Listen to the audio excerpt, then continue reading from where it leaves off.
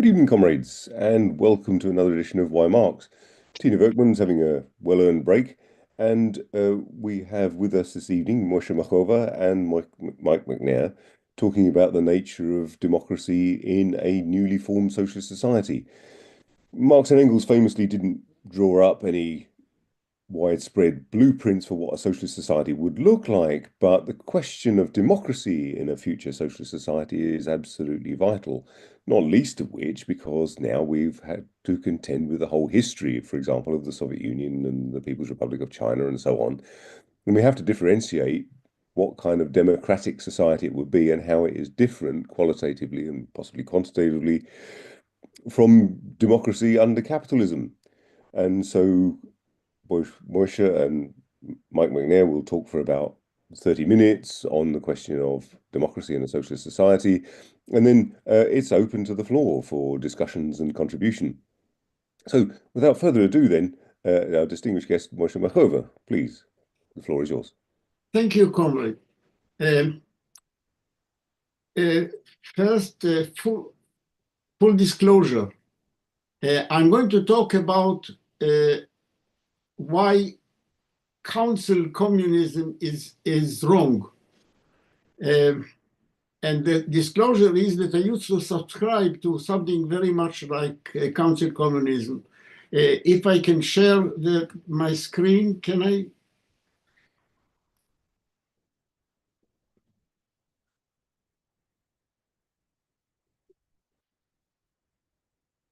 Can I share the screen? You should be able to do it now, Moshe. What? You should be able to share now, Moshe. So why can't?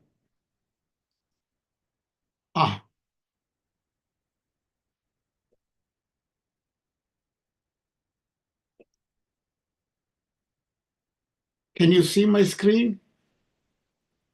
We can't. If you want to send the file by email, I could have a go at sharing the screen, or you could carry on.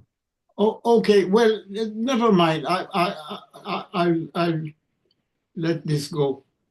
Can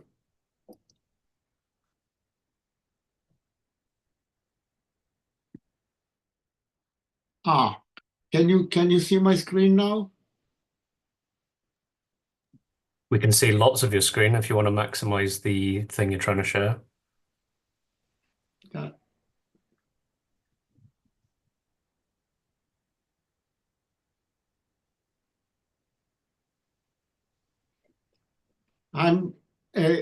Can you see the Matzpen screen? Yes. Yes. Well, these are the basic principles of Matzpen, which were drafted first in 1973 and then amended. But if you scroll to, this is a sort of rudimentary program, or if you like, a sketch of a program. It consists of, if I remember correctly, 14 items, 14 paragraphs, 14 clauses. 8 and 9, if you look at them, which I don't want to go into detail, it will take too much time, are... Moshe, sorry, someone in the chat saying they can't read. Could you maximize the browser window and then zoom in a little bit? Oh, okay, that's great. Thanks. Okay. I don't want to concentrate on this too long. I'm just you can scroll online. You can find it online under the Matzpen website, which is alive, and look for basic principles. Items 8 and 9 are clearly imbued with the ideology of council communism. Later on, so this dates from the 1970s. Okay, can we stop the share? Stop share. Right. Okay. Later on in later decades, I became, for some reason that is quite independent of my initial political views, in the in research and writing on the mathematical theory of voting, especially of voting power. And the more I got into it and published some stuff on it, including some, fundamental basic monograph on the subject, it became clear to me that as a vehicle of decision making, the council structure is inappropriate. It simply doesn't work. Nevertheless, it is supported and proposed by people on the libertarian end of socialism or communism. I think quite irrespective of the value of councils as a means of mobilizing and concentrating a revolutionary struggle as a framework for decision making, they are simply wrong. And I'm going to explain why this is the case. Let me first of all read. I don't want to complicate matters by trying to share the screen again. So I'm going to read a typical text written by a council communist or by libertarian, and I'm referring here to Stephen Shalom, who is also cited by another libertarian socialist, quasi-anarchist, Michael Albert.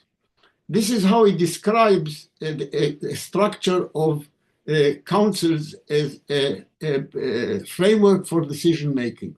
Okay, quote, there would be primary level councils that would include every adult in the society.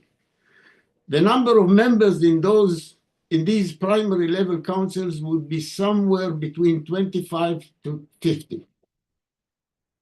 Each primary level council would choose a delegate to a second level council.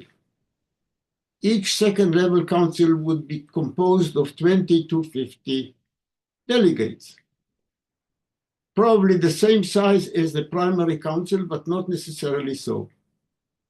Likewise, each second level council would choose delegates to third level councils, and so on until there was one single top level council for the entire society.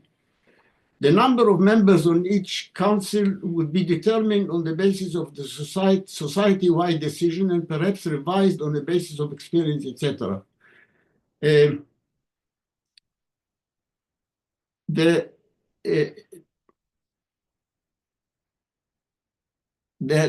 size of the council should be small enough to guarantee that people can be involved in deliberative bodies where all can participate in face-to-face discussions, but yet big enough so that, one, there is adequate diversity of opinion included, and two, the number of layers of councils needed to accommodate the entire society is minimized. For example, if all councils have 25 members, they're assuming half the population consists of adults, then 5 layers would accommodate a society of 19 million.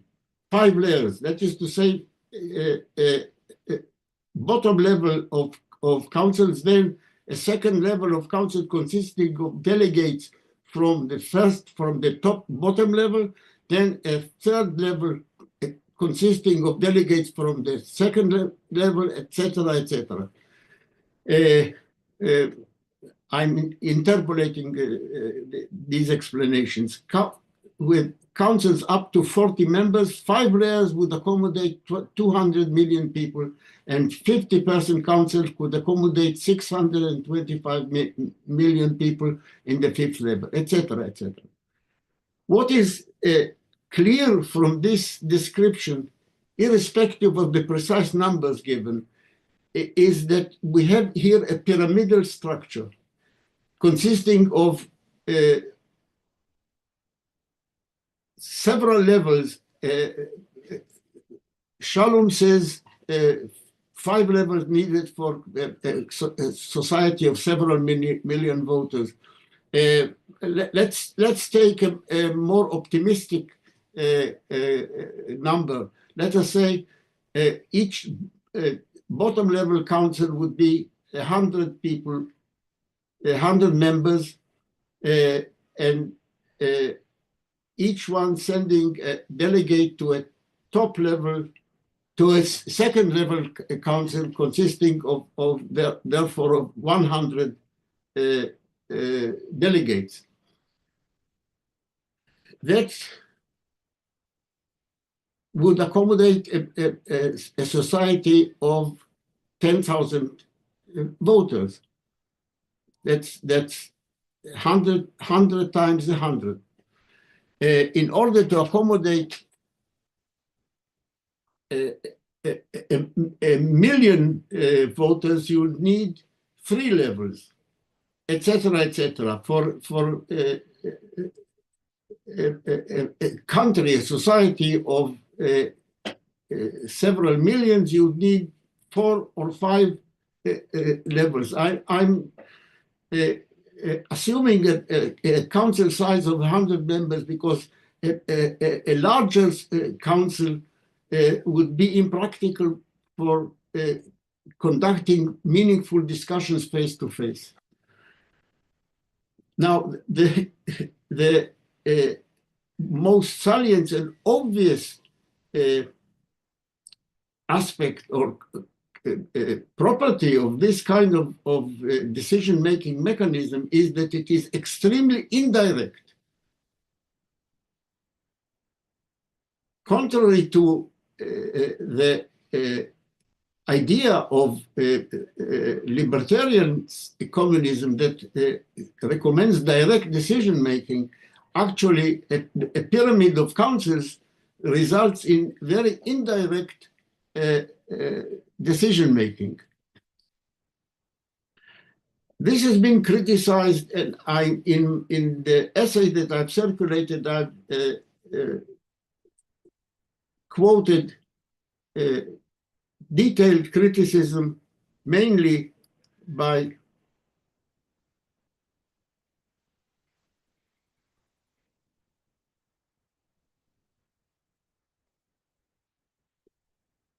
excuse me one moment, let me find Glazer, a South African socialist, has published a very interesting article a long time ago in which he criticizes the idea of pyramidal council-type decision-making in qualitative terms. That is to say, for example, it requires members of society at the ground level, at the bottom level, to be almost full-time engaged in discussion and decision-making. Please note that in a socialist society, the number of, let us say, decisions on the national level would have to be much greater than the number of, let us say, decisions that a bourgeois parliament makes, because not only what is regarded today as political decisions have to be made, but also the economy would need to be fed by constant decision-making. That would mean that it would require the majority of the population to be incessantly engaged in discussion and decision-making. This is simply asking too much from people who have other things to do in life. You know, if you have to incessantly attend meetings in order to discuss every detail of political decision, I mean, this will result actually in people, you know, turning off the whole idea, because people have other things in life to engage in. There are other similar critiques to be made of the unrealistic demands that this pyramidal decision-making framework would require from the general members of society. But I want to concentrate on a quantitative aspect of the structure, the pyramidal structure of decision-making, which is less well known and requires a little bit of mathematical analysis. I'm going to try to make the mathematics as simple and as transparent as possible. My critique of the Council mechanism for decision-making concentrates on two related aspects. First of all, the attenuation of the power of voters, the influence that voters have on the final decision. Secondly, on the increase, the more levels, the more tiers the pyramid has, the more likely is a situation where the decision taken at the top level will be against the majority opinion at the bottom. That is to say, a situation like happened in recent elections in the American presidential elections, where the candidate that got the majority in the electoral college had a minority of votes at the country level, at the countrywide level, at the federal level.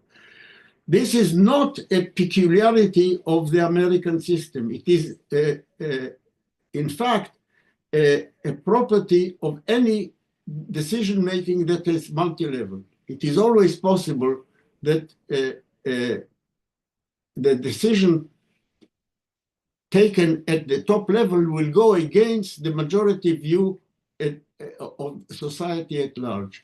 The more levels there are in the pyramid, and the bigger the society, the more levels you need. If you have to have meaningful discussions at the bottom level councils, the more likely is this undesirable phenomenon of the decision going against the society level majority.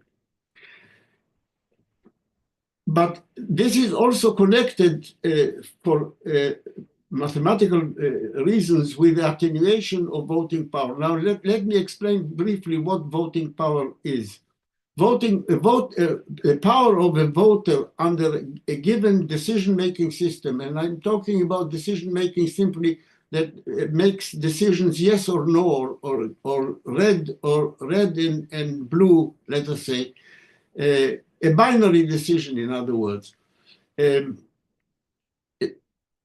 The voting power of a given voter is the a priori probability of that voter being decisive, having the decisive vote in a given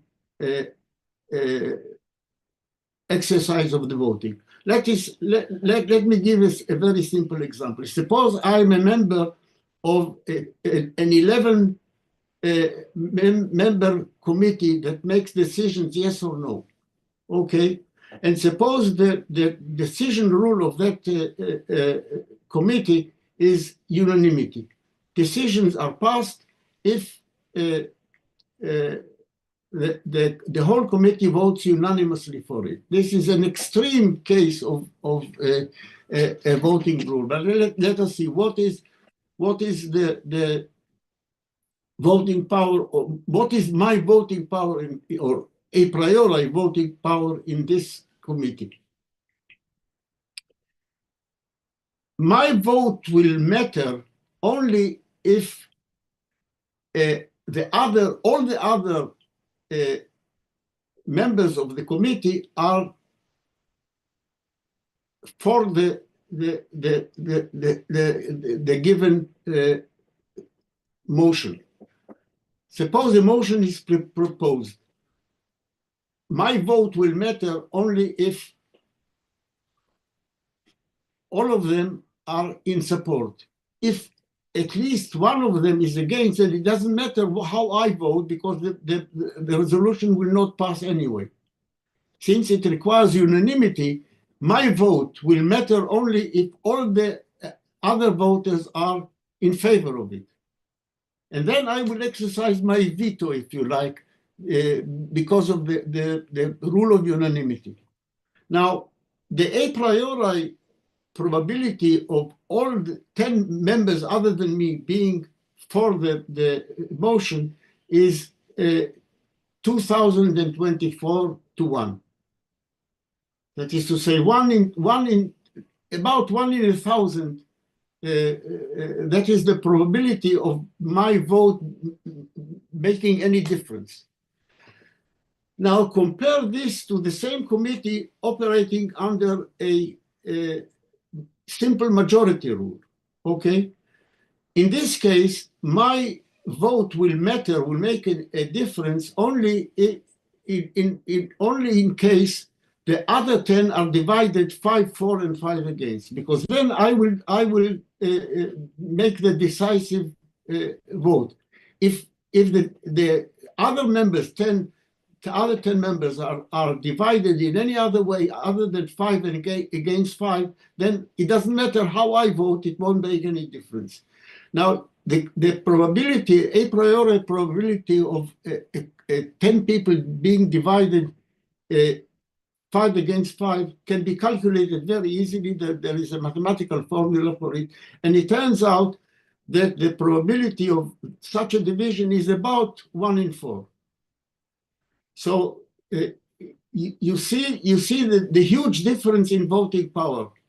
The unanimity rule will give me a power of 1 in 1,000, which is an extremely small probability, of course, compared to 1 in 4, one in 4, which is a quite substantial probability. Now, if you analyze the voting power of a voter in a multi-tier system, it turns out that as the number of tiers increases, the voting power of a given voter decreases, is attenuated. Let me take, for example, a two-tier system consisting of 100 councils at the bottom level, each consisting of 100 members. At the second level, there is a single council of 100 delegates from the 100 councils. So altogether, we have 10,000 members of this toy society, if you like. Now, it can be proved, and I don't want, of course, to go into the technical details, that if you compare, these 10,000 people could have a general meeting, if you like, a referendum of direct referendum of 10,000 members of this toy society. In this, and let us say that the rule is the optimal rule for decision making, which is simple majority rule. I've already indicated that compared to all other possible rules of decision, the simple majority is the one that empowers voters most. This is, by the way, another mathematical argument for the simple majority rule. Of course, in some cases, for other reasons, you may want to have other decision rules. For example, on fundamental programmatic, let us say, rules of procedure, you may want to prevent too easy change. So you may want a super majority.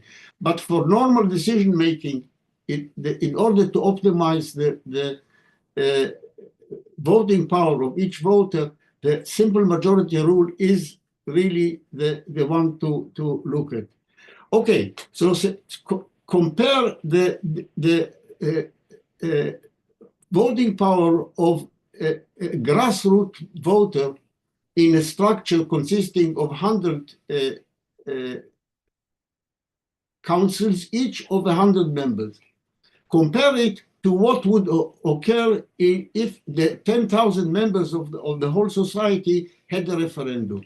It turns out that the voting power in the two-tier system is about 80% of the voting power in a direct referendum. That is to say, in this two-tier level, the voting power of each voter is attenuated to the extent of something less than 80%, 0.79 or something.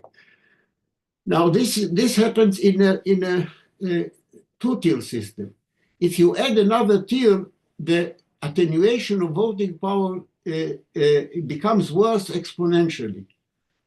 That is to say, in a three-tier system, the voting power of each voter at the grassroots level will be about 0.64 of the power that they would have in a direct referendum. And this actually works exponentially. The more tiers you have in a system, the lesser the voting power of each member of the society becomes.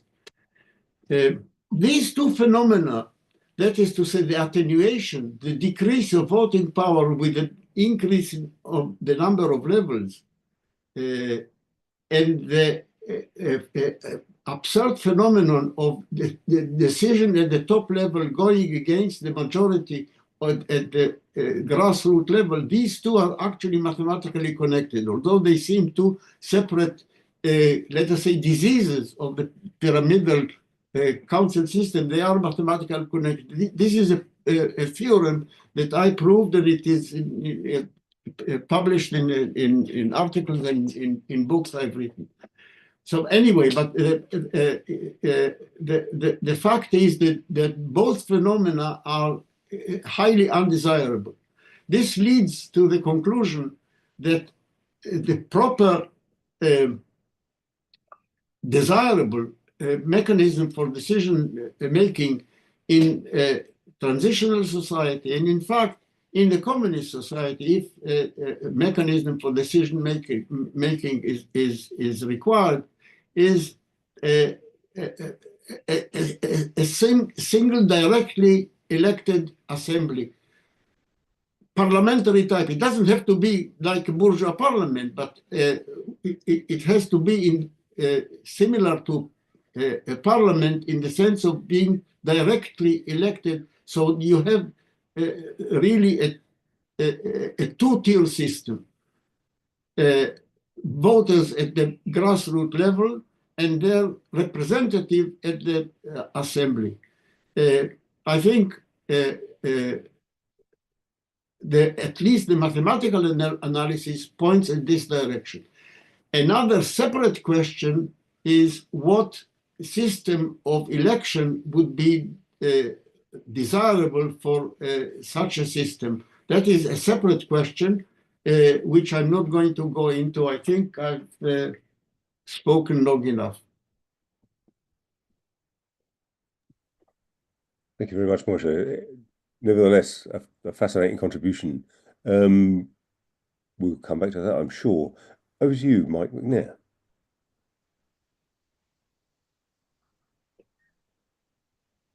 I'll mute myself. Thank you, Moshe. I unmute. I think I'm unmuted. Am I unmuted? No, no. Okay. I approach this issue from a somewhat different angle.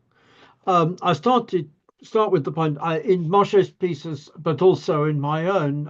There has to be a transition. We don't leap immediately into full communism. Yeah. I should add that the transition process has actually already begun under capitalist rule, in spite of the fact that the continued existence of capitalist political rule of the capitalist state order means that things which are aspects of the transition to communism can be rolled back. And we've got this going on before our eyes.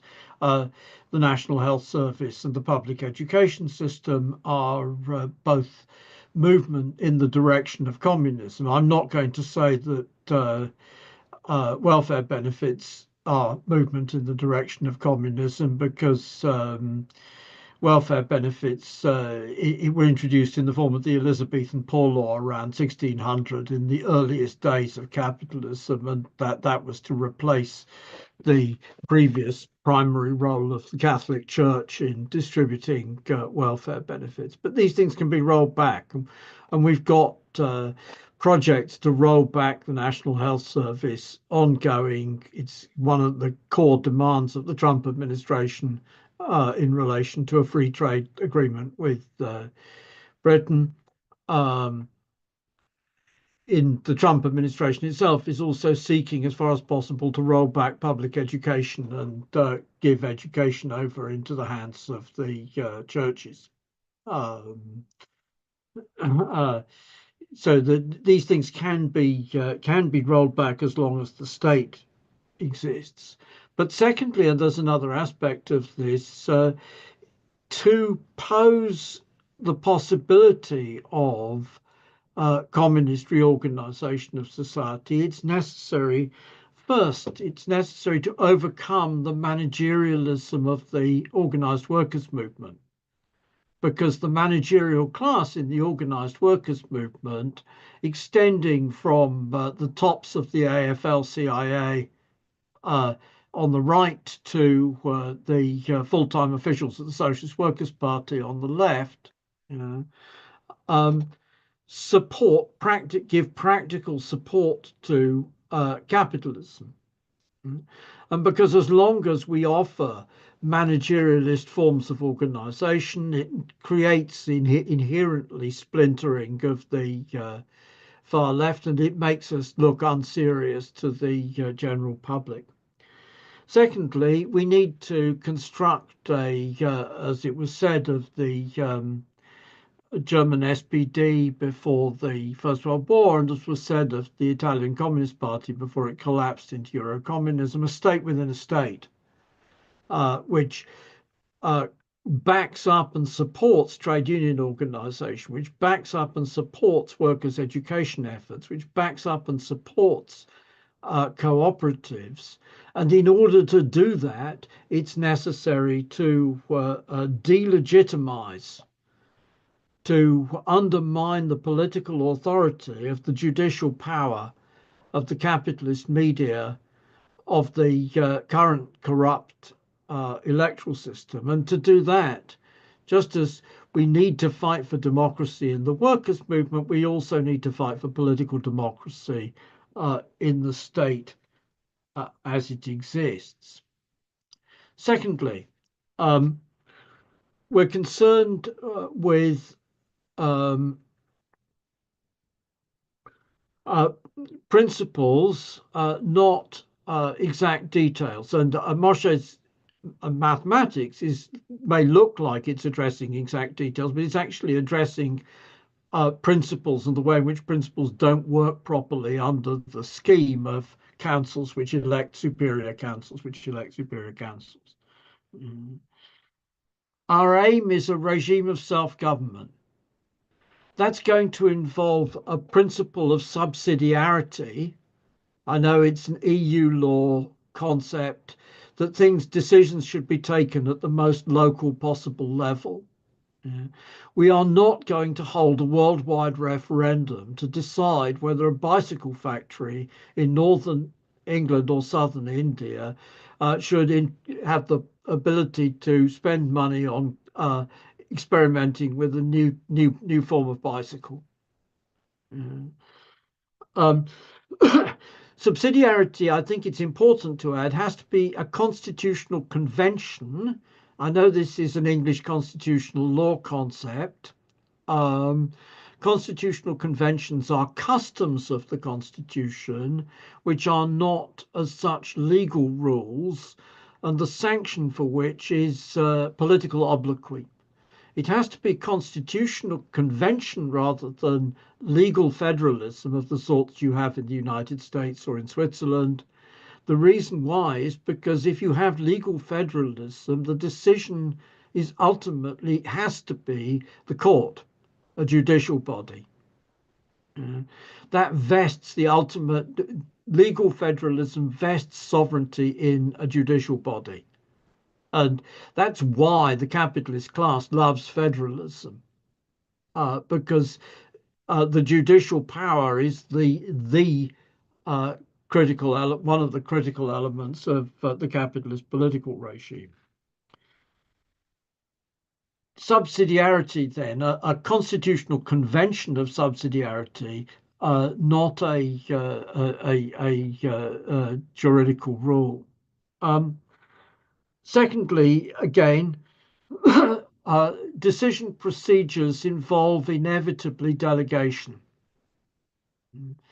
I made the point in the second of my articles against Paul Cockshott. If we say that there's referendums with the unrestricted right of initiative, the consequence is going to be that I wake up in the morning and I open my inbox and I find 20 million referendum proposals waiting to be dealt with.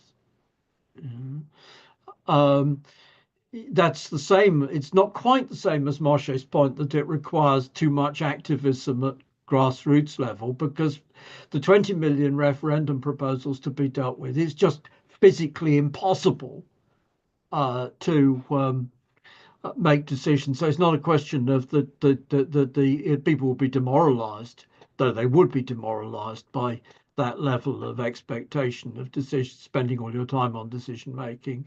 But it just wouldn't physically impossible. And then the consequence is there is necessary delegation. It is unavoidable. It's not just a question of elected representative delegation. If we have a referendum, we delegate the decision process to the guys who draw the question.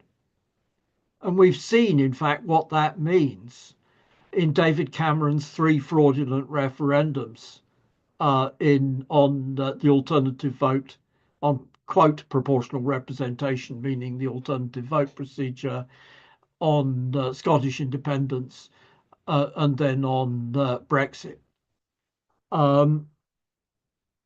It's of course we knew historically we knew it was a referendum which gave Hitler all power when he actually only had a largest minority in the Reichstag. It was a referendum which transferred all the powers of the French people to the Emperor Napoleon, first as first consul and subsequently as emperor. It was referendums which transferred all the powers of the parliament to Louis Bonaparte. It was a referendum which created the current constitution of the Islamic Republic of Iran. So we have to delegate decision procedures, and actually delegating decision procedures to whoever the hell draws the question which is set in a referendum is a very bad way of doing it. We have to delegate to representatives, but we also have to delegate to the localities, to sectoral bodies, like whoever the hell is running the railways, to, in some cases, to individuals. I've made the point elsewhere. I once,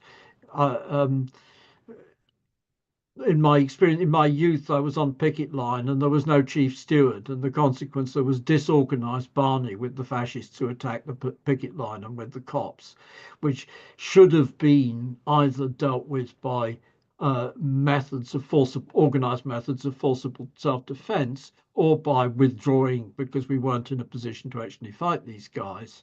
But in the absence of a chief steward, it winds up with a whole load of people getting arrested without actually succeeding in defending the picket line.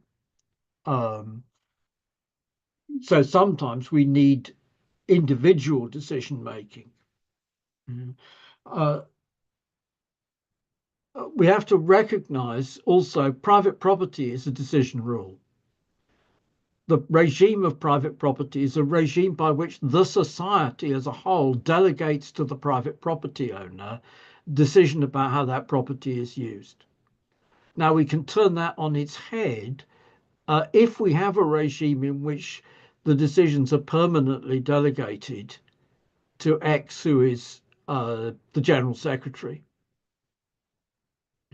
That's a private property regime. We've created private property. It's not juridically private property, but it's still private property. So these are general principles which I'm talking about. Third point. I and other comrades in CPGB, we stand for workers' control. We stand for workers' self-management in the factories, in the schools, in the etc., etc., etc. We stand for local government. We stand for trial by jury, for the defense of trial by jury and the extension of trial by jury. But we don't stand for the idea that workers' councils can be the central decision authority. I approach this from a very different approach. I agree with the reasons that Moshe gives, that the consequence of having I think it's probably, I think from personal experience, that it's probably actually impractical without already having delegation from it to have a decision-making body of more than about 50 or 60. I've spent my last not the current, but I spent 20 years of my life as a fellow of an Oxford college, which is a self-governing cooperative of academics, although it's theoretically a charity. When the governing body gets up towards 80 or 90, it's unmanageable size for a committee to actually take decisions. So you are going to be involved in this hierarchy and vote dilution and so on. Secondly, I've also made the point in revolutionary strategy. The working class as a class is not only the guys who are in work. It's not only the guys who are in workplaces which are big enough to have a works council, because, for example, okay, suppose we impose workers' self-management on a coffee joint round the corner, Costa Coffee up the road from here. A combined committee of the whole of all the Costa franchisees in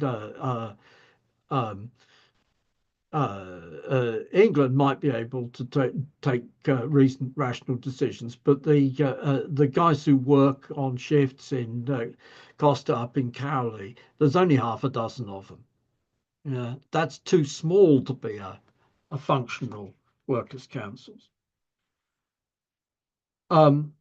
And so the reality is that the working class as a class consists not only of the people in work in large workplaces, but also the people in work in small workplaces, and the people who are out of work because they're between jobs, and the pensioners who are actually dependent on not on high quality privately invested pensions, but on the state pension. And the children, etc. So the working class is not just. It's a misconception to think that a factory-based franchise will give you a representation of the working class as a class. Secondly, the theory of workers' councils, etc., as being this is a spontaneous development of the masses, which automatically occurs in every revolutionary crisis, is just not true. The Russian Soviets in 1905 were set up by the Mensheviks on the basis of a conference resolution of the Mensheviks, which advocated the creation of trades and labour councils on the then extant English model. These were then seized on and made into organs of struggle in Petrograd and Moscow, but not much wider. They were then revived by the Mensheviks and the Right SRs in February 1917 as a means of war mobilization in the interests of the Russian war effort. And then, of course, however, they let them, they allowed them to function democratically sufficiently that the Bolsheviks were able to take over, whereas in contrast, the German majority SPD insisted that when there were workers' councils in Germany in 1919, they had to include the army officers. The army was the soldiers, Soviets, were represented by the army officers. And they had to exclude the political parties, which meant it didn't exclude the majority SPD, but who were present in the trade unions, but it excluded the USPD and the communists. Trotsky made this point in Lessons of October in 1923, and he made it again in comments on the Spanish Revolution in 1931, that it's an illusion to suppose that there will automatically, that just calling for Soviets will result in solving the problem. It doesn't. It doesn't solve the problem, even doesn't solve the problem of the mobilization. Thirdly, the hierarchy of Soviets, the Russian system essentially, as created in 1918, the Soviets are ordinary local government bodies. The urban Soviet, so there is a Petrograd Soviet. There is a Moscow Soviet and so on. The rural Soviets, on the other hand, there's a village Soviet which delegates to an Oblast Soviet, which delegates to a province Soviet. And then these guys, the province Soviet delegates to the Congress of Soviets. And then the Congress of Soviets delegates power to the Executive Committee of the Congress of Soviets. And then the Executive Committee of the Congress of Soviets appoints Sovnarkom, the Council of People's Commissars. But the Council of the Executive Committee of Soviets only meets every 3 months. The Congress of Soviets only meets once a year. That gives you as much control over Sovnarkom as the Congress of the SWP has over the Central Committee of the SWP, which is to say none. The reason for this is because they've thought of the Soviet structure as not a parliament, but as an organization of the working class, which is put into power.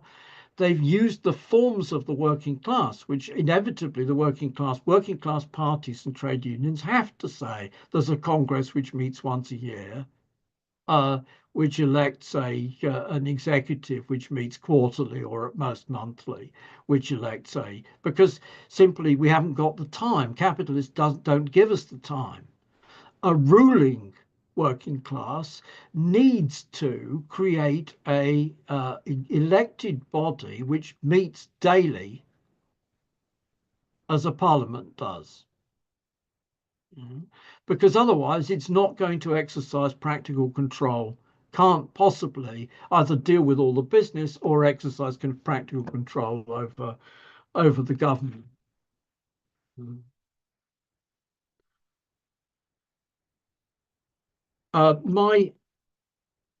So that was my third point, that in relation to the Soviet structure. My fourth point is some differences with Moshe's paper. In the first place, Moshe's paper is structural, and he says and deliberately puts on one side the questions of freedom of speech, transparency of decision making, and related questions. Actually, I think those are ones which we can't put on one side, because it's even whatever structure we adopt, without those general principles of freedom of speech, transparency of decision making, reporting back, and so on and so forth, we can't possibly actually have political democracy. Related to this is the question of the political representation of the petty bourgeoisie. I raised this because Paul Cockshott proposed we should give over everything immediately to juries, sortition, general sortition. And I think that in communist society, fully developed communist society, it is going to be, Moshe proposes this in his paper, sortition using a panel of candidates and votes for a parliament, or sortition just pull a constituent out of a hat and conscript them to serve as an MP. Yeah. For a communist society, I think that's entirely correct. Yeah. That sort of method. Having said that, for the transition period, there is a substantial surviving petty bourgeoisie. And one of the lessons of the Soviet experience is that if you attempt to suppress the political representation of the petty bourgeoisie, which is what they did with the ban on factions and the ban on opposition parties in 1921, you don't actually suppress the electoral political representation of the petty bourgeoisie. You just make the political representation of the petty bourgeoisie take the form of secret Renaissance court style factional maneuverings within the central apparatus of the party and of the government, and so on and so forth. So that the principle of transparency is a reason for having elections rather than sortition in the first phase, at least, of this transition. Secondly, and this is a me thing, I think whatever scheme we adopt has to be fairly rough and ready. The English Constitution before the 1850s had a lot of participatory, as it were, democratic elements in it, but democratic elements for property owners only. Because the franchise was restricted to property owners, it could be quite highly participatory. Going along with that is a principle of English law, which I've got in front of me from the Lord Chancellor Bromley inducting the new Chief Justice of the Common Pleas in 1582. It's a principle that judges must not introduce a general inconvenience in order to avoid a private mischief. This strange expression means that what is being on offer is a rough and ready legal system which delivers approximate justice 90% of the time. Whereas if you try and deliver 100% justice, actually you wind up not delivering. You deliver what the Master of the Rolls in 1990s called a Rolls-Royce judicial system, in principle, highly brilliant system, but it's only available to the very rich who can afford to pay. And that goes equally for electoral systems and general structures of constitutional order and so on and so forth. You need to have something which is approximate, rough and ready, workable. Conversely, I'm less worried than Moshe is about people being demoralized and refusing to participate, precisely again for this looking back on the English Constitution before 1850. It seems to me that why we get, one of the things we get after 1688, in fact, is a sudden rise in the number of people who try and find dodges to get out from under serving as police constable, which was you were conscripted to be one of the parish constables. By Buggin's turn, it would be your turn to be constable this year. You start getting people desperately trying to get out of that, desperately trying to get out of jury service and so on, desperately trying to find excuses not to do militia service.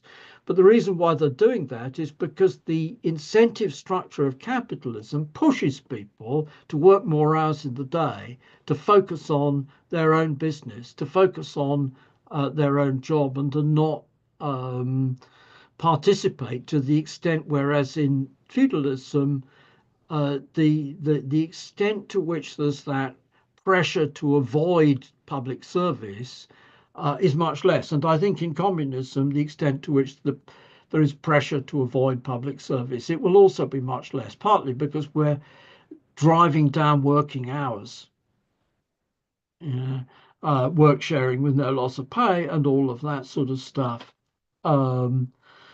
And in that circumstance, I think we can live with a good deal more conscription for different forms of public service, which then makes participation in less of it's. I don't think it's a total. I'm not saying that's a complete answer, but I think it's rather less of a problem than it at first sight appears to be. But I agree fundamentally. The formula of council communism, it's sort of attractive in theory, and it reflects the fact that we do want to see self-management of all the different bits of the society, but it doesn't solve the problem of central political authority, central political decision making, and for that we need directly elected full-time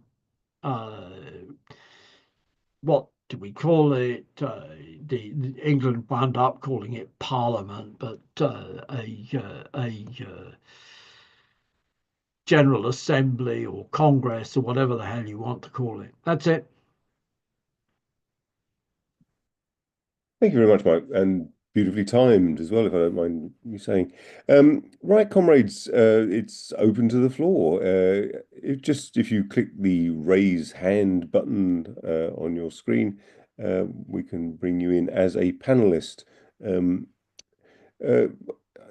As there are no hands immediately up, I'll ask a little question.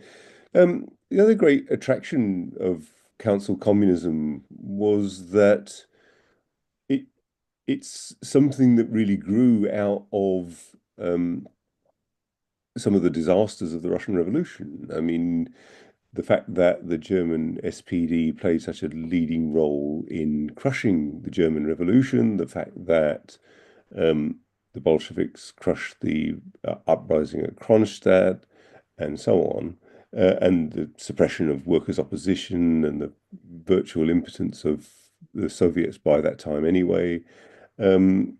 It seems to have arisen as much as anything else as a way of how do we stop the dictatorship of the proletariat becoming, in fact, the dictatorship of the General Secretary of the Central Committee of the party. In the meantime, Anne has joined the fray. So, Anne, over to you. Hi. So, right. Okay. So that was very interesting. However, I have a couple of problems, particularly with what Mike is saying. I mean, in terms of Soviets, or I would call them like committees, excuse me, local, in particular, local committees, not being the way that the working class organizes. I don't see that. I mean, in my experience, in my whatever 40 odd years experience, I've been involved both in Britain and Ireland. Every time there's an issue, whatever, be it economic or political, local committees spring into being, and invariably national organizations which bring together those representatives of those committees are on a delegate basis. So like, I'm wondering, are you arguing against that as a form of organization?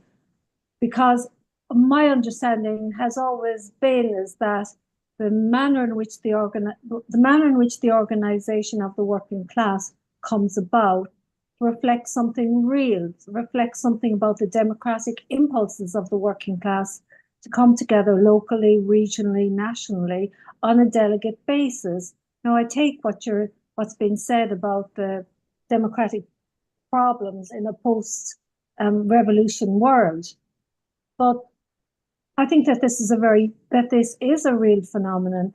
So when you say, Mike, that Soviets aren't necessarily a phenomenon, that they came into being, they were first created by the Mensheviks, etc., but well, yes, that's true, but they became something real. They became something real for the working class in Russia, because something can be invented by a political party, but it will never take root because the working class don't view it as something useful for itself. But they did see it as something useful, and I mean, again, I can see the problems with the decision making with the Soviets because of the layers and different vested interests along the way.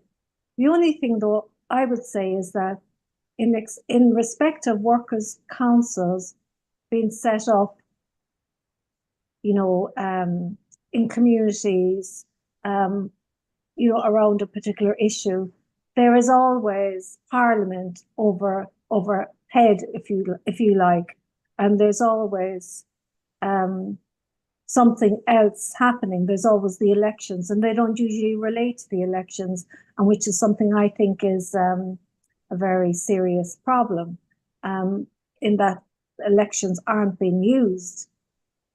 But I do see them as something that are real, and although I think that it's very important to consider what's the best idea democratically, I don't think that we can't kind of invent something new, on our own. We have to consider what's already thrown up by the working class struggle.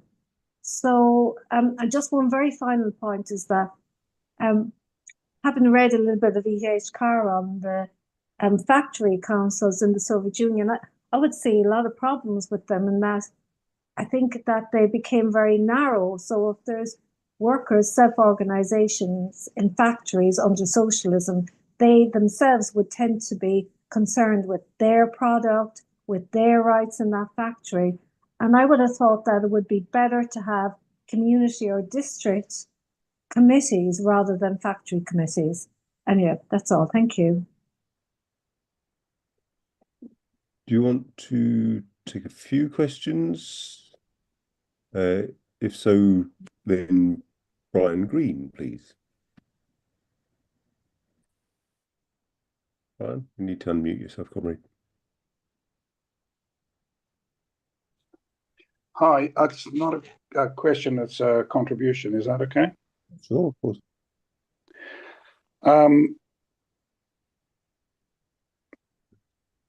I'm on my phone, so I won't put on my video. Are we Democrats? Are we jurists? Or are we emancipated, collaborative producers? Because if we're the latter, then we have to think in a new way, and you can't simply extrapolate from capitalism. So, thinking as emancipated producers, how do we organize production? How do we organize the output of production? Now, returning to the Gotha program, critique of the Gotha program, Marx talks about the common fund, which everybody misunderstands.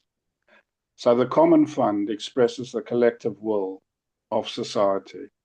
It is production for need, the need to transform society, the need to elevate skills, the need to overcome the catastrophe that is our planet, the need to equalize and get rid of the unevenness between nations. That is where production for need takes place. And obviously, because it expresses the collective will of society, it has to involve the whole of society. So the internet, you're looking at structures. The whole discussion we've had this evening is just extrapolating structures from capitalism. But we have television, we have the internet, we have social media. We would be discussing at a society-wide level, not to discuss the details and the intricacies, but to set the budgets based on priorities. It most probably would be a discussion that would take a year, 2 years to set a 3 or 4 year plan. But that is where the collective will. But there's also individual choice. And that individual choice is what I call consumer-led planning. So workers give of their labor and are rewarded by the products of their choice. Nothing is allowed to stand in between that. That is the experience and the lessons from the Soviet Union. So the roles are reversed. In the Soviet Union, it was the planners who decided what would be produced, and the rest of society had to put up with that. Now the active element is the consumers, the passive element is the planners. They collate and aggregate all the decisions and orders that have been given to them by the workers who are now the united worker producer. They know what the income is, they know what things cost to produce. They tell the planners what needs to be produced, and the planners organize production accordingly. We spoke about that bicycle and whatever. It's not individual plants who make these decisions. They can't. I mean, if individual plants decided what to produce, like the anarchists would like them to do, we'd have the market back in 10 years because it'd be overproduction, underproduction, misdirection, misproduction, and so on and so forth. The final point I want to make, for example, is you all talk about the importance of politics and of representation and so on and so forth. Let me give you just one example. As a producer, we talk about collective ownership, but collective ownership is only a slogan, because the problem with that is that what we inherit, the means of production, is uneven. So some workers are more productive than other workers.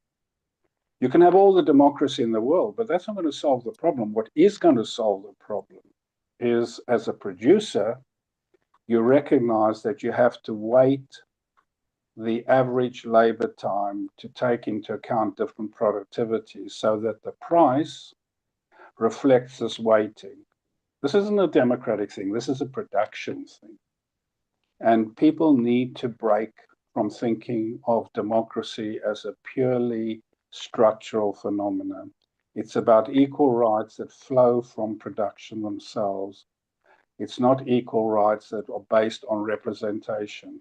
All the councils in the world could make decisions on what the price of something should be, but there is an objective factor, and that is the weighted average labor time. So I think people need to reorientate a bit how they think about the future society to make it attractive enough to win workers to it. That's me done. Great, thank you very much. There's been quite a few points made, so I've got Abraham and in the waiting list, as it were. So, but perhaps those points so far, is that I don't want anyone to be lost, as it were. Do you want to come back first, Mike? Yeah, I have a quick go. Ian Kronstadt, this is the standard thing. For what it's worth, I think Trotsky was correct that there were British warships hanging around of Kronstadt, and if the Soviets had not suppressed the Kronstadt uprising, the fortress would have been taken by the British Navy within 2 or 3 months. And you would remember the Russian Revolution as a revolution which, as a short-lived and useless attempt of the Bolsheviks to make a revolution. And the Paris Commune is the GLC. Sorry. The Paris, and put in the chat the Paris Commune. What about the Paris Commune? The Paris Commune was the French equivalent of the Greater London Authority, which the working class took over in the course of defending the city against the German siege, but then turned into something which was much more radical and more significant. Alan Gibson from the chat, what is meant by a state within a state? It's the whole, a party which also builds up its own militia, which also builds up its own network of public newspapers, which also builds up its own its cooperatives, its affiliate related trade unions, etc., etc., etc., but which is rejects proposes a radical alternative to the constitutional order. And yes, it's true, the Mensheviks set these things up, but they became real.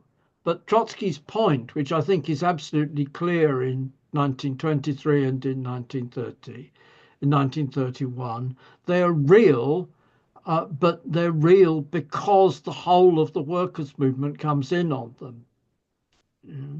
And they're real because the whole of the workers' movement comes in on them, because the right wing of the workers' movement is prepared to introduce them and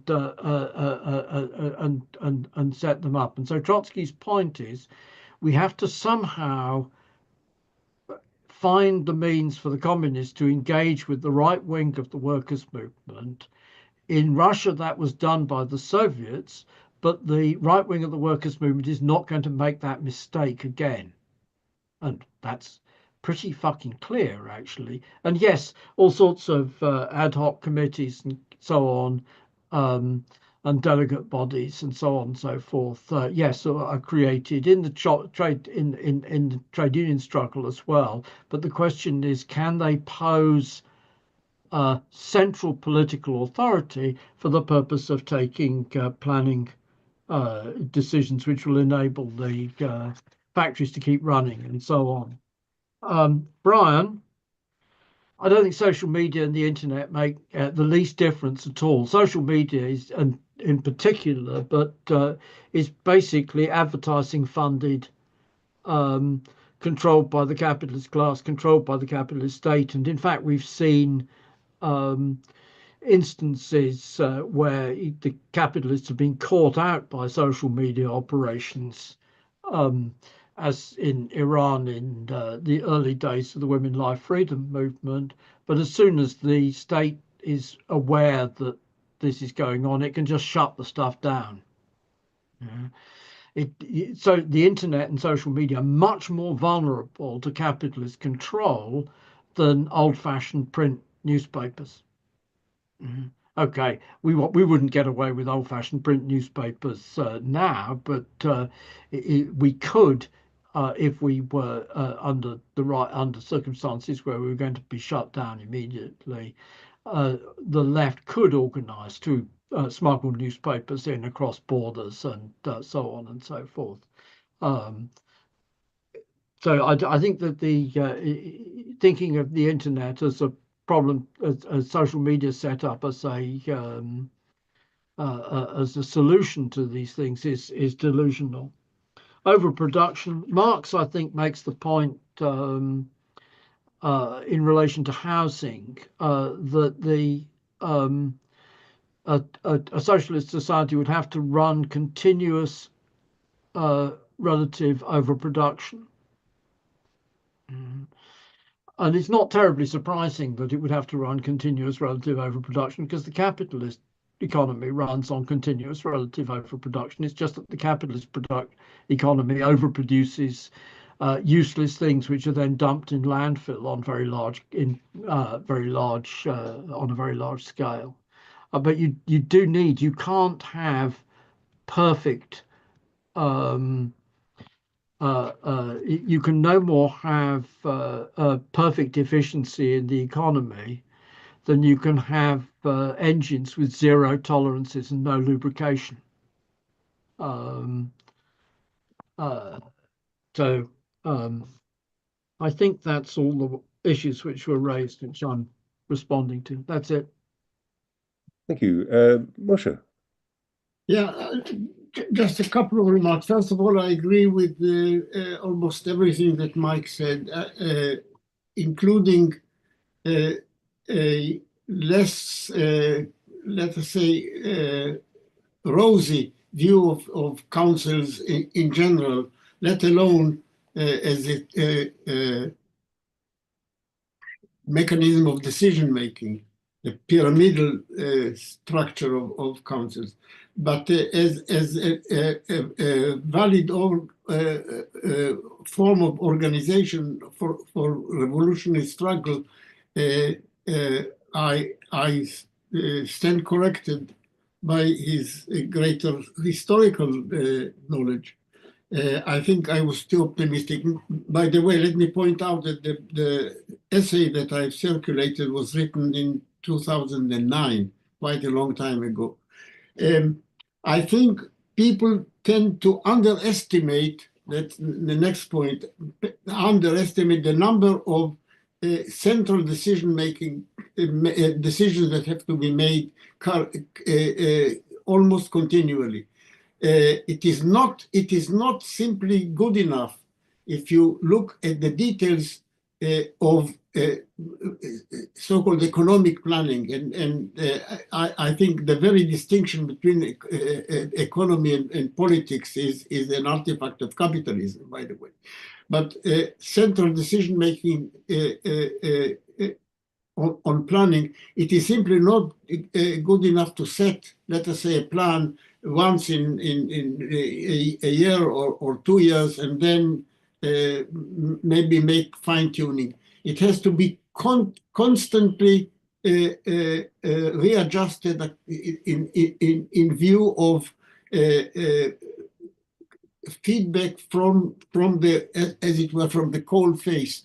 There are any number of unexpected occurrences that can throw the operation of the economic planning out of kilter, and the decisions have to be made constantly. I think compared to the number of votes that a bourgeois parliament has to make per year, the number of decisions that would have to be taken centrally at a national level, let alone international level, is far, far greater. And so it is simply impossible to delegate it to a pyramid of councils, let alone to a referendum based decision making. I think the point is similar. The grassroots decision maker would be inundated by the number of decisions to be voted on, to the extent it would be impossible. Finally, as the question of sortition may be in a fully communist society, sortition applied to the general population would be feasible. I think at least in a transitional stage, it is probably more likely to work on a sort of compromise level, sortition among volunteers, not sortition that this is the voting, the representation system that I propose in this in this essay. That is to say, sortition, lottery, not among the general population, as, for example, today for the jury system, but among volunteers. And the difference is that a jury service is a service for a limited length of time. It is not something that one has to do for at least a whole year. In order to avoid people conscripted to do something that they find either boring or incomprehensible for in the transitional stage, it is in my view a much more realistic option to do a compromise solution of sortition among volunteers, people who actually volunteer for this service. But anyway, this is a point that we can leave safely for the future to decide on. Thank you, Moshe. Abraham. Yes, thank you. I'm very interested in the discussion because it seems to be taking place in the context of what hopefully one considers to be a pre-revolutionary situation. In the world, at large, we're encountering openings which had not previously existed for us to consider. So I would congratulate this forum on doing so. It seems that the discussion is how to decide in terms of a country, a society. And I think it's gone so far as to go beyond that very question to decide how one decides. That is, what is the mechanism of deciding how to decide? Because that is the open question. Okay. Now, what the mechanism has been engaged in previously to do so in various other revolutionary situations is like a constituent assembly, which are usually encompassed, by only the elite of the time. And even in the Canadian situation where I am, written by one guy, calling himself Trudeau. Okay. So there has to be some sort of, mechanism which corresponds to the ideals that we have established, in economic terms. And we have to develop, as Moshe refers to, the political economy of revolution. And I think that this is in terms of, political philosophy, which I've been forced to study, we can conceive of the difference between civil society and the state. Now, the state we know is a bourgeois creation, created at the time of the bourgeois development for the sake of its own purposes, and functions in that manner, according to the, corporate model, which we want to avoid, of course. So what we have to counterpose to the state is civil society, except that it's not organized and it's not independent in counterposition to the state. So I think that if we have a model, imagine a paradigm of a constitutional assembly that represents an independent civil society with proportional representation for all the minorities, which otherwise are subject to the dictatorship of the majority, including all the various castes and sectors of the society, according to gender, etc., then we can have something which is organic and dynamic and revolutionary. And I would offer that as a suggestion. It's not been written up. I haven't, established anything extensive on that matter, but I have sort of, considered it in the context of Palestine, where a federation of nations, seems to be the appropriate model. Thanking you for your consideration. Thank you very much, and also enjoyed your optimism there. Anne, over to you. You'll need to unmute yourself, comrade.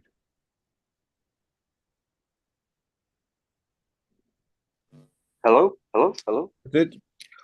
Okay, sorry about that. Very good. Technology. Okay, a few points.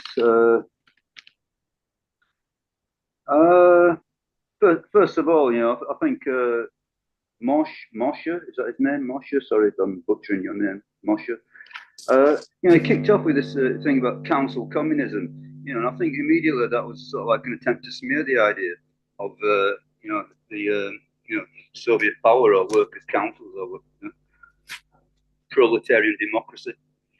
Obviously this idea of proletarian democracy, in my mind, it's You know, it's the essence of Marxism. First of all, I would like to say that I'm not totally familiar with the the theory of the people who are speaking. So this is all a learning curve for me. But I have been reading quite a few articles, and one of the points that seems to come across is that we get this idea of speaking in glowing terms about the democratic republic. But I think that terminology to me seems to be very ambiguous. What do we mean by democratic republic? Are we talking about are we talking about something more or less like we've got now without a monarchy? So if conceivably we get rid of the monarchy, we've got some sort of a democratic republic. And in my mind, that would remain like every capitalist regime. It would remain a ruling class dictatorship. So every capitalist regime is a ruling class dictatorship. So I think that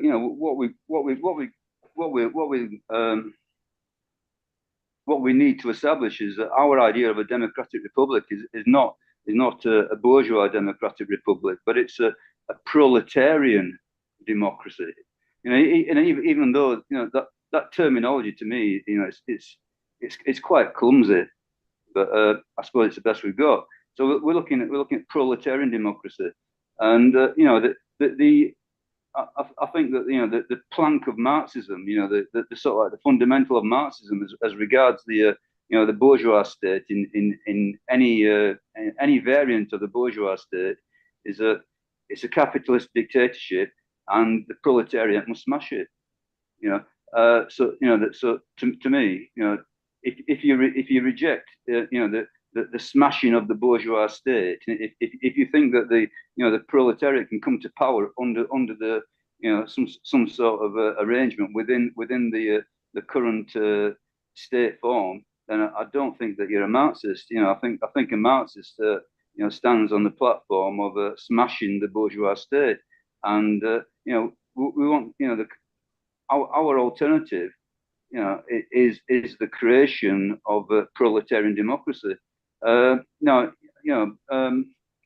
I think Mike sort of like dismissed the Paris Commune as a GLC. Okay, I think Marx was a little bit more positive about it, wasn't it? But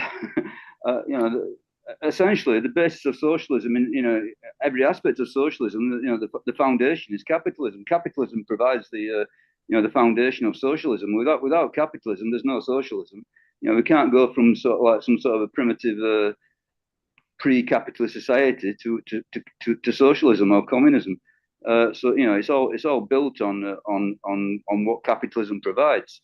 So obviously the communes in Paris were there before. They were pre-existing. But why did Marx see the Paris Commune as being the dictatorship of the proletariat? He didn't say, oh, this is just another emanation of the ruling class dictatorship. This is it. This is for all its flaws, and it's he characterized it as the dictatorship of the proletariat. And I think that the things that he was looking at, the essential features of it, which we cannot do without, all officials elected and subject to recall, immediate recall. Therefore, there must be some sort of like permanent political activity at the base in order to recall delegates. And I think also another plank of this was cheap government.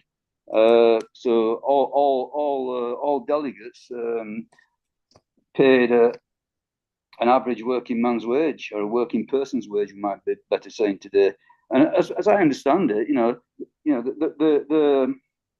the Paris Commune, if we take that as being some sort of indication, it's not perfect. I see that, yeah, but some sort of indication of how the dictatorship of the proletariat might function. It wasn't a case of sort of like councils of 50 creating, hundreds, sorry, I'm exaggerating, 5 or 6 levels, before we got to some sort of a central council with authority. As I understand it, the voters or the people who were elected delegates directly elected delegates to the city level. So that was one level. And I'm just imagining, from there, if we got some sort of alternate history whereby it actually extended beyond Paris, from there there'll be another level to national. I'm counting 2.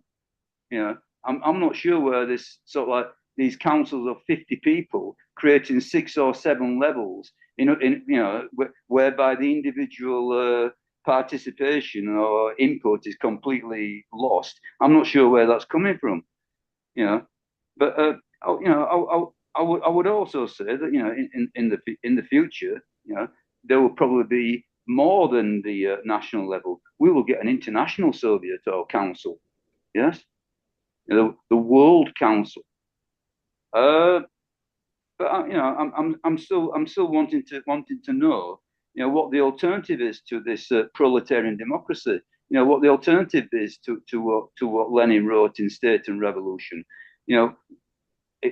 Because all I can see is that either it's something which is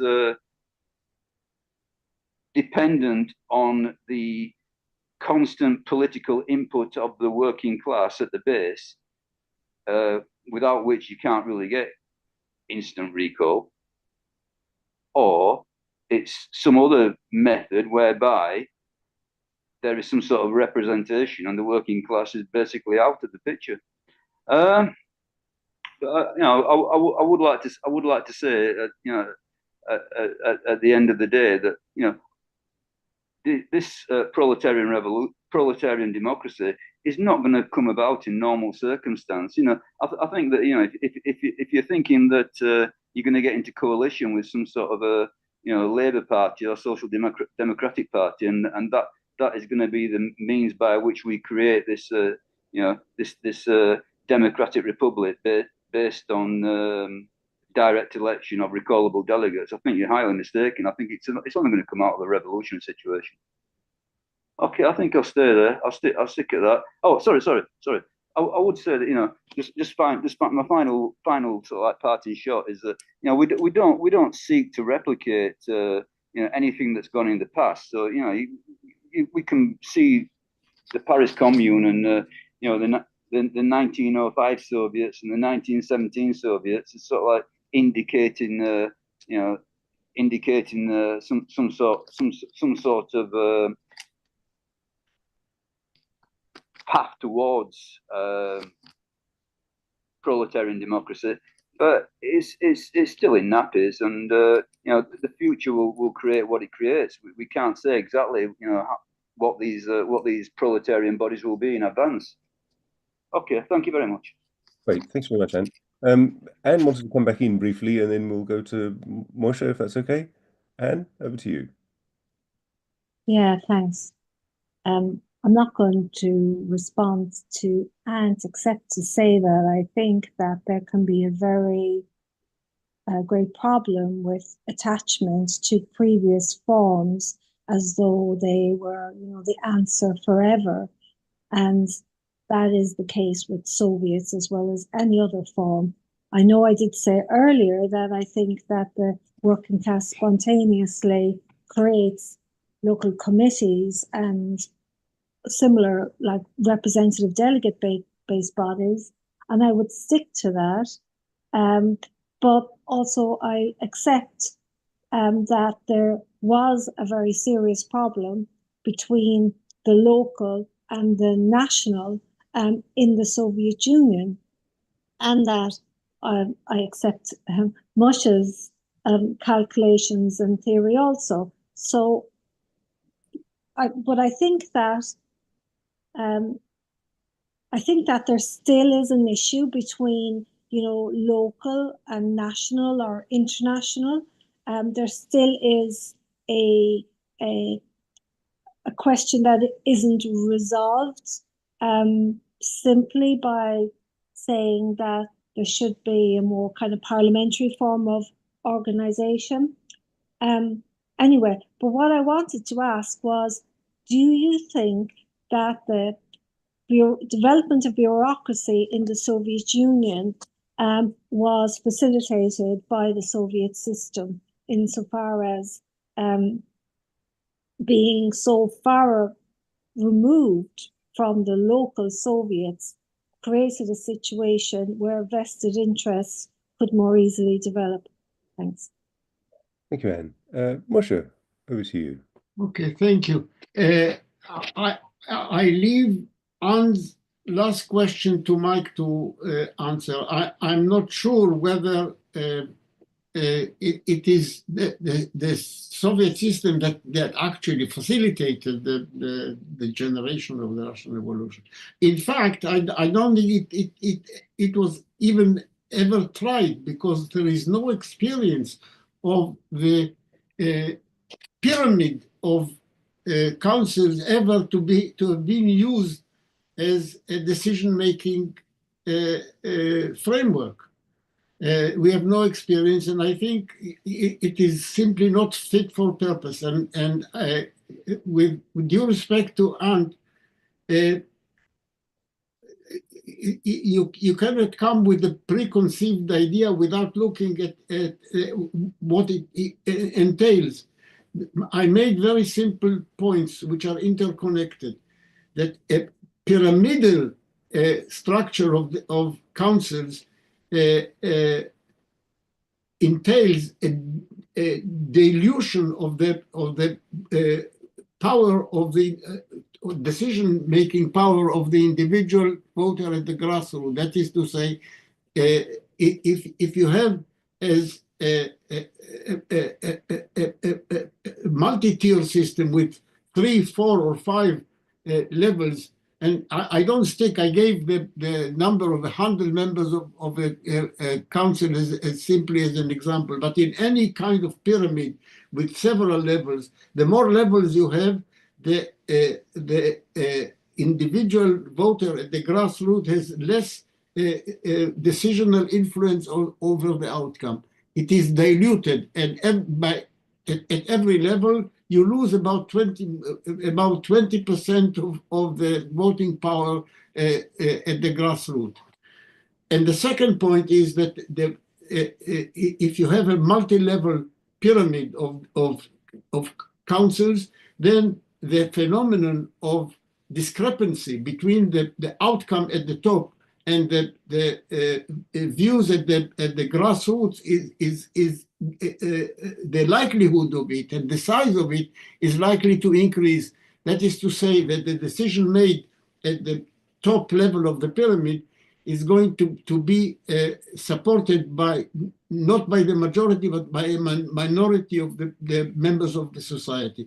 This is inherent in a pyramid, in a multi-level decision-making apparatus, and the more levels there are, and the number of levels will have to increase with the size of the society. That is to say, whether it is regional or national or international, you need more levels. And the worse these two phenomena become, and these are objective facts that you cannot escape from by simply quoting that this is the form of proletarian decision making. This is what the proletarian decision making has to be, a pyramid of councils. It doesn't, and it cannot be. It will not work. Thank you, Moshe. Mike. Okay. Alan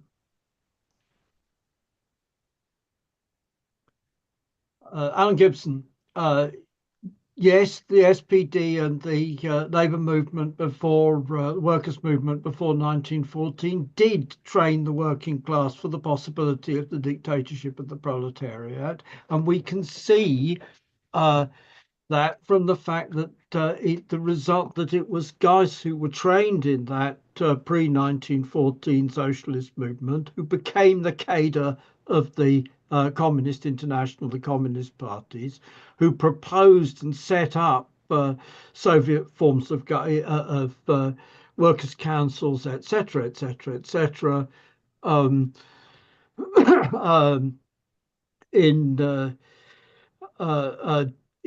Germany, Austria, though they didn't actually they wound up not succeeding in overthrowing the bureaucracy, and in consequence not overthrowing, because they weren't.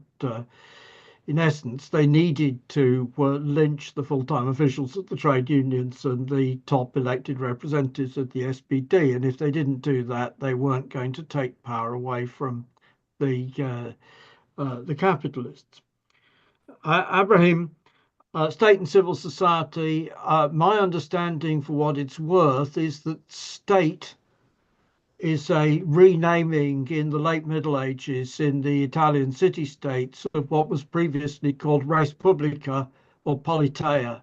So that the idea of the res publica or politea, the political society separated from the society more generally, is from antiquity. It becomes, we start using the language of state because the Italians, the guys who were the equivalent of Stalinism in the late medieval Italian city-states, the condottieri who seized power as military dictators and started calling themselves dukes and things like that, didn't like the word republic because it sort of carried with it the idea of republicanism. And so they started calling their regime lo Stato. And then Thomas Hobbes and others around Thomas Hobbes brought it into English as a way of talking about the Constitution, which didn't carry with it overtones of republicanism. Civil society, on the other hand, in Hegel, is bürgerliche Gesellschaft. And too often, and it's also actually in Marx often meaning bourgeois society. In Hegel, it means urban society. In the philosophy of right, it means urban society. But the problem with setting up civil society as the alternative to capital is that it leaves out the conflict of interest which exists between the woman who wrote Lean In on the one hand and the serfs who work in the Chinese factories manufacturing manufacturing hardware on which Facebook runs. And equally the conflicts of interest among that. And democratic republic, well, I don't know about Moshe, but we CPGB guys, we've written about this at considerable length. It's the arguments which I've actually fairly recently reviewed Bruno Leipold's book on Marx as a Republican.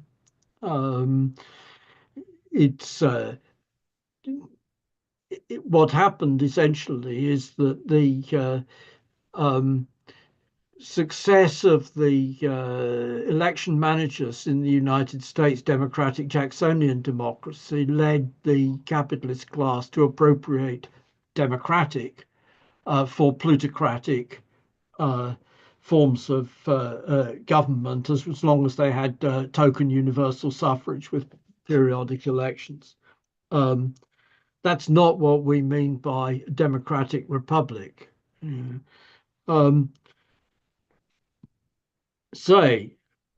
My point about the Paris Commune is that it starts with the working class taking over the local government organization of the Napoleonic, the Bonapartist state.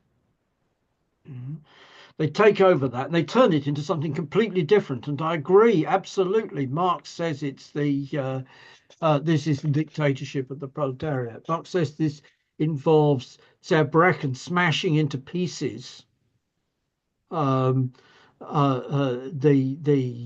capitalist state. And I have to say, in my opinion, that's just as much true of the bourgeois revolution, that the bourgeois revolution has to smash into pieces the 1688 in this country, the revolutionaries invite the Dutch army to invade England, and they smash into pieces the English monarchical regime, and they burn down Catholic chapels, and they the supporters of the opposition desert James's army and break his army up into pieces. And then it gives rise to a generalized European war, yeah. And which, in the end of the day, is won by the Dutch and the English. So take the levels stuff. It's the levels, multi levels pattern. It is actually in the 1918 Constitution of the Russian Soviet Federated Socialist Republic. Mm-hmm. It's in primarily the rural areas, but it's not absent because you've got factory committees which elect to the Petrograd Soviet and stuff like that. But in relation to the peasantry, there is deliberately the creation of multi-tiers levels of Soviet committees. I think actually probably deliberately with the intention of diluting the voting power of the peasantry, who were, after all, 80% of the population of Russia that the Russian CP was trying to rule over. What if, and you raised the question, what if it wasn't just the Commune, but all France? Mm-hmm. And so at once, it's not enough just to have a Paris institution. What are we going to do with all the other cities, with all the other départements? Mm-hmm. What about decisions? There are some decisions which are all France decisions. There are some decisions which are decisions affecting the coast, which don't affect the inland areas, or which affecting the south, which don't affect the north, and so on and so forth. The same is true, of course, here. Yeah. You're going to wind up with this. Okay, recallability. This is an important point, the right of recall. The advantage of the pyramid structure is that it gives you a very easy and straightforward right of recall, assuming, and this is Moshe's point, is absolutely correct, and Ant has also made this point, it assumes that everybody's mobilized at the base. Because once people get demobilized at the base, then they aren't going to exercise their right of recall. This is absolutely against, Edmund Burke's famously said, we're opposed to MPs having to represent what their members say. But of course, when Edmund Burke said this, I looked it up, and it turned out this was Edmund Burke addressing his electors, trying to persuade them not to sack him. And they did indeed sack him at the next opportunity. So right of recall, there are two lines of argument on this. One of which I think is the better is the Chartists argued for annual elections. I don't think that annual elections is enough to give people acute election war weariness over elections.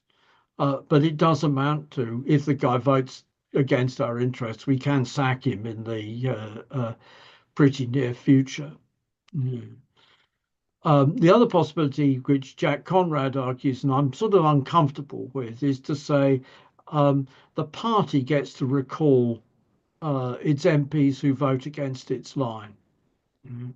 That's not, it's not a complete innovation, because there are two people in the German SPD who were deselected by the SPD nationally for voting for the military budget.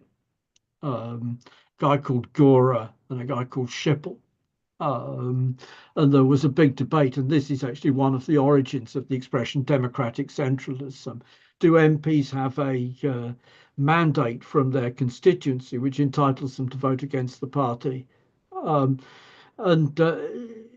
the objection to Jack's argument is that the party could be undemocratic, bureaucratically controlled, and that's a real issue.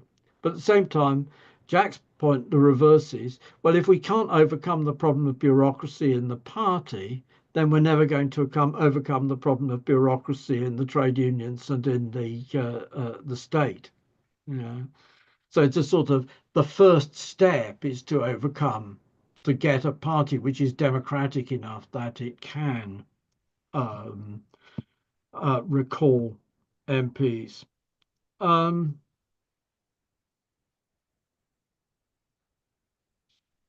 Anne's question, bureaucracy and the Soviet regime. For what it's worth, my understanding of this is that the Bolsheviks gambled on one of two things happening. One thing was that the German Revolution would come to their aid.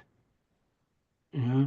And that's not so far from what happening. They wouldn't have survived. It hadn't been for the German Revolution in late 1918, early 1919, they wouldn't have survived.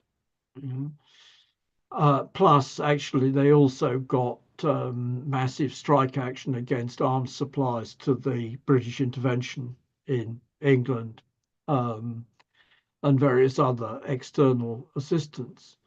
But at the same time, it didn't give them enough. It didn't give them what they needed, which was massive light industry to be able to trade in any sort of balance with the peasantry. The other alternative line of the gamble was that they thought the German state would act rationally and make a peace with Russia in November, December 1917 in order to free up troops in order to win the war in the West. And what in fact happened was that the Hindenburg-Ludendorff regime in Germany stabbed the German army in the back by refusing to make peace, any sort of acceptable peace with the Russians, and committing large numbers of troops to a new offensive on the Eastern Front, which meant that they couldn't knock the French out of the war before the Americans joined in, and the Germans, they guaranteed that they preferred the defeat of Germany to the victory of the Russian Revolution. Lenin in September 1917 said that can't happen because the German state is bound to act rationally. But no, it didn't. Okay, so then the situation is the German state insists on unacceptable terms at Brest-Litovsk. The Russian Communist Party says our backs to the wall and the guy's pointing a gun at us, the German army is pointing a gun at us. We have to make peace on the Germans' terms. There's no majority for that in the party. There's a majority for it in the Central Committee, which is created by Trotsky's middle group going over to Lenin's group. There's absolutely no majority. The Revolution of October 1917 was a majority revolution because the left SRs had the backing of the very large majority of the peasantry.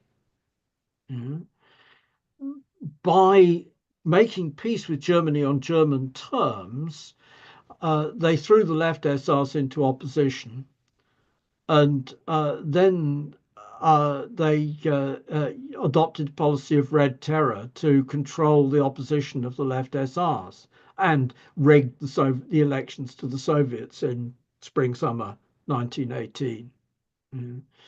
All of that. It wouldn't have been a catastrophe and utterly catastrophic if they'd won the war in Poland or if the German Revolution had won.